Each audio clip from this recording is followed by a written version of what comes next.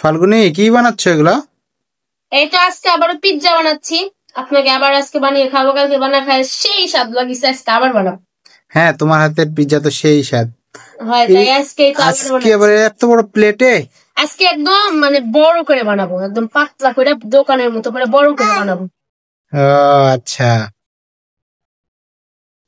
সেই স্বাদ হবে মনে দেখতে হচ্ছে। থাকেন বানানো শেষ পর্যন্ত। মানে এখন তো করতেছি সাজা গোজা, বানানোর পরে কেমন লাগে সবকিছু আপনাদের দেখাবো, আপনারা সাথেই থাকেন।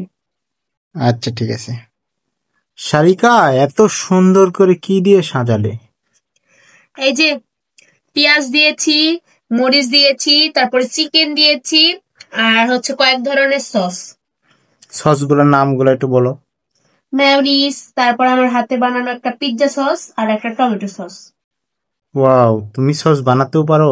হ্যাঁ, এখন আরো অনেক কিছু দেওয়ার আছে। চিজ দিব এখন, বেশি চিজটা নিয়ে আসো। ফাল্গুনি, হ্যাঁ। এই সাবানের মতো সাবান দিচ্ছ নাকি? আরে না, এটা চিজ। চিজ?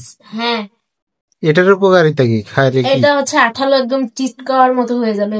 দেখে মানে সসের মতোই? না, সসের মতো না, এটা খায়ে দেখেননি।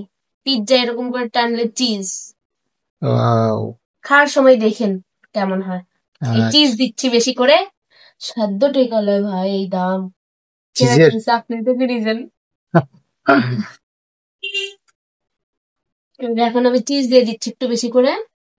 এরপরে কি করবা? চুলায় দিয়ে দিবা? হ্যাঁ, এরপরে হচ্ছে আমি চুলাতে দিয়ে দিব হিটে। তারপরে আপনাদেরকে দেখাবো যে কেমন হয়েছে এটা দেখতে, ফাইনাল লুক।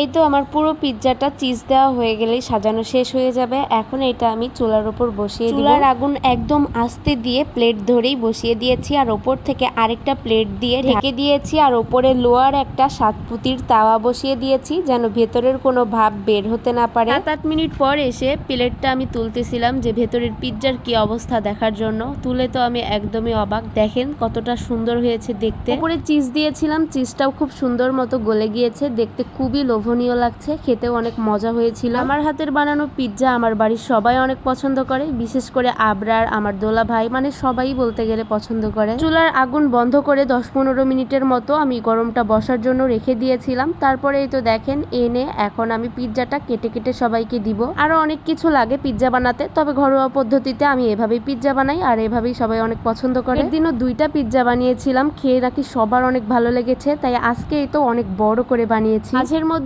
আমি নিজ হাতে এভাবে পিৎজা বানিয়ে বানিয়ে খাই, এবং কি সবাই খেতে চায় তখন বানিয়ে দিই। আর আমার দোলা ভাই আসলে তো কোনো কথা ছাড়াই প্রথমেই পিৎজা খাওয়ার কথা বলে। ভিডিওটা আপনাদের কাছে কেমন লাগলো অবশ্যই জানাবেন। আজকের মতো এই পর্যন্তই, আল্লাহ হাফিজ।